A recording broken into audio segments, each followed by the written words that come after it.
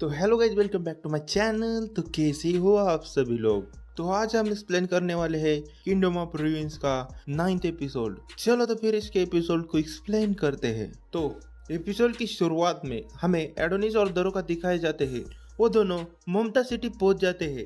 दरोका Adonis से कहती है, क्या तुम यहाँ पर फाइटिंग करने वाले हो? इस पर एडोनिस कहता है, हाँ ऑफ कोर्स। लेकिन दरोका कहती है, ऐसी लड़ाई करने की जरूरत नहीं है। क्यों ना हम स्टोन पेपर सीजर खेले। जो जीतेगा उसकी सभी बातें उसको माननी होगी। लेकिन एडोनिस उसे मना कर देता है। वो लोग वहां से जा ही रहे होते हैं कि तभी दरोका कहती है, एडोनिस अपने सामने देखो। एडोनिस यह देखते ही अपनी बाइक को एकदम से रोक लेता है। उनके सामने एक लड़की बिना कपड़ों के नीचे गिरी हुई थी। लेकिन दरोगा उसके पास जाकर उसके ऊपर कपड़ा डालती है। पर वो लड़की एकदम छोटी आवाज में कहती है, मुझे अपना काम जल्दी करना होगा। लेकिन दरोगा को कुछ भी समझ में नहीं आ रहा था। तभी एडोनिस दरोगा से कहता है, वहां से साइड हट जाओ। वो कोई ह्यूमन नहीं है, वो एक रोबोट है। फिर वो लड़की दरोगा को स्कैन करती है और दरोगा के ऊपर अटैक कर देती है। लेकिन एडोनिस उसके ऊपर गन से फायर कर देता है और उसे खत्म कर देता है। एडोनिस कहता है, यह एक मॉड है, यह मैकेनिक डॉल है। इस डॉल को ह्यूमन ने ही बनाया है अपनी हवस को पूरा करने के लिए। लेकिन तभी एडोनिस और दरोका को होटल के अंदर लड़कियों की आवाज सुनाई देने लगती है। एडोनिस उस होटल के अंदर जाने लगता है और वो दरोका से कहता है, तुम यहाँ पर रुक जाओ, मैं अंदर चेक करके आ जाता हूँ। पर दरोका को भी अंदर आना होता है। तभी एडोनिस गुस्से में कहता है, तुम यहीं पर ही रुक जाओ। और वो होटल के अंदर चला जाता है। दरोका अकेली ही बाहर खड़ी थी। वो इधर उधर देखने लगती है। तभी उसकी नज़र वहां पर पड़े बहुत सारी मैकेनिकल डॉल पर जाती है। उन्हें देखकर दरोका काफी ज्यादा डर जाती है। हमें एडोनिस दिखाया जाता है। एडोनिस होटल के अंदर जाते ही अपने मैजिक से वहां पर उजाला कर देता है और वो आगे बढ़ने लगता है। लेकिन तभी हमें दरोका दिखाई जाती है। वो छुप छुप कर एडोनिस के पीछे जा रही थी। लेकिन तभी एडोनिस दरोका के सामने आ जाता है। वो दरोका के ऊपर काफी ज्यादा गुस्सा था।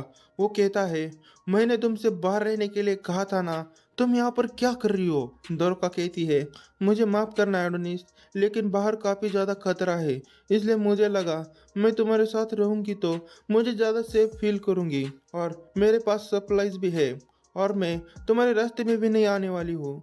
पर इस पर एडोनिस कहता है, ठीक है तुम आ सकती हो, लेकिन तुम मेरे रास्ते में नहीं आने वाली हो। वो दोनों उस आवाज का पीछा करते हुए वहां तक पहुंच जाते हैं। वो आवाज एक रूम के अंदर से आ रही थी।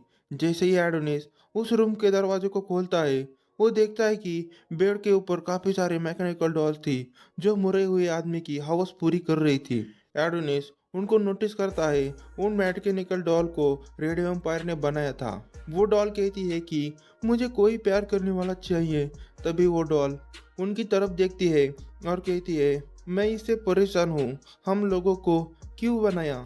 हमें ये लाइफ नहीं चाहिए, हमें फ्री कर दो। तभी एडोनिस उन सभी डॉल को अपनी गन से शूट करके खत्म कर देता है। सीन चेंज हो जाता है।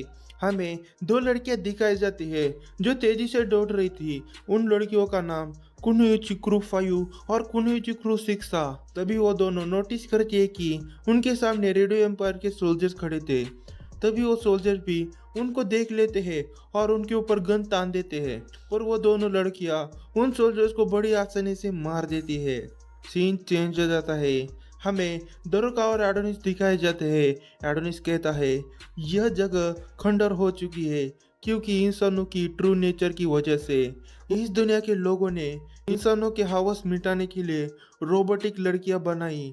तभी एडोनिस को एक हथकड़ी दिखती है। एडोनिस कहता है कि इनके पास इतना पैसा नहीं था जो इन डॉल्स को खरीद सके, इसलिए इन्होंने अपनी बेटियों और पत्नियों को एक्सचेंज कर लिया इन डॉल्स के साथ अपनी हवस मिटाने के लिए। यह सुनकर दरोका काफी ज्यादा दुखी हो जाती है। एडोनिस सभी कार से एम्पलीफायर निकालने लगता है और वो आगे बढ़ने लगते हैं।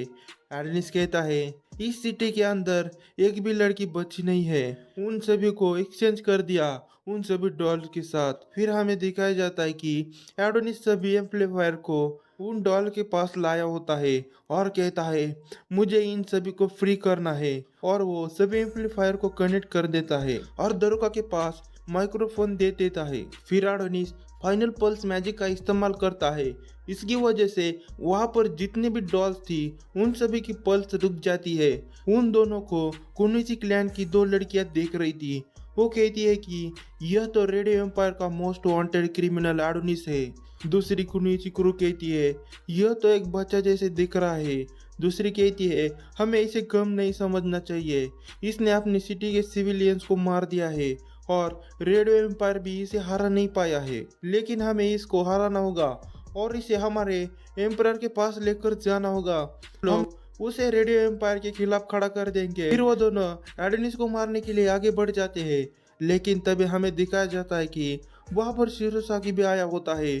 शिरोसागी उन कुनिची क्लैन के दो लड़कियों के सामने आ जाता है। कुनिची क्लैन की लड़कियां शिरोसागी से कहती है तुम कौन हो, पर शिरोसागी कुछ भी नहीं कहता है और अपने दांत दिखाता है, लेकिन तभी वो दोनों शिरोसागी के ऊपर अटैक कर देती है।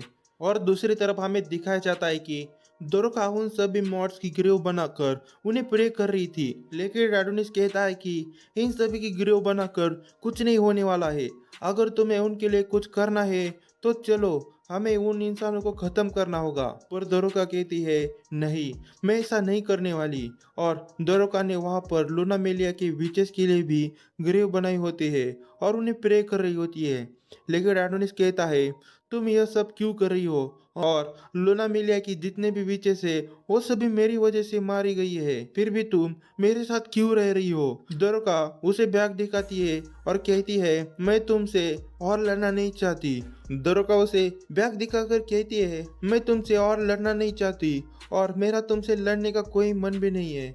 हमने तुम्हारा यूज किया था क्योंकि हम लोग क्लोए को फिर से जिंदा कर सके और इंसानों से बदला ले सके, इसलिए। फिर वो दोनों वहां से अपनी बाइक की तरफ जाने लगते हैं, लेकिन वो देखते हैं कि उनके बाइक के ऊपर कौन तो बैठा होता है। उसे देखकर वो दोनों हैरान हो जाते हैं। बाइक पर बैठा हुआ आदमी और कोई नहीं शिरोसागी होता है। शिरोसागी कहता है तुम इतने प्यार से मत रहो, मुझे जेलस फील हो रहा है। पर दोरोका कहती है तुम कौन हो। शिरोसागी बाइक से नीचे उतरकर अपने मैजिकल हाथों से उन बाइक को कुचल देता है। बाइक के टुकड़े नीचे गिर रहे थे, तभी हमें कुछ टुकड़ों में से कुनिची क्रू लड़कियों के सर दिखाए जाते हैं, जिसे शिरोसागी ने अपने हाथ में पकड़ा होता है। शिरोसागी कहता है मैं शिरोसागी हूँ, मैं रेडियो का इम्पोर्टेंट पर्सन हूँ और मैं तुम्हारा सर कलेक्ट करने आया हूँ। एडोनिस कहता है रेडियो एम्पायर, फाइनली मुझे किसी को तो मारने का मौका मिला।